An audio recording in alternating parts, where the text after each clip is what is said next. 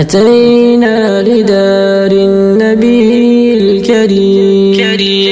وشوق الفؤاد إليها عظيم فطوبى لكم أنتم أهلها بهذا المقام وهذا النعيم بأرض المدينة صحب كرام تفانوا وضحوا لكي لا نهيم وما بين منبره سيدي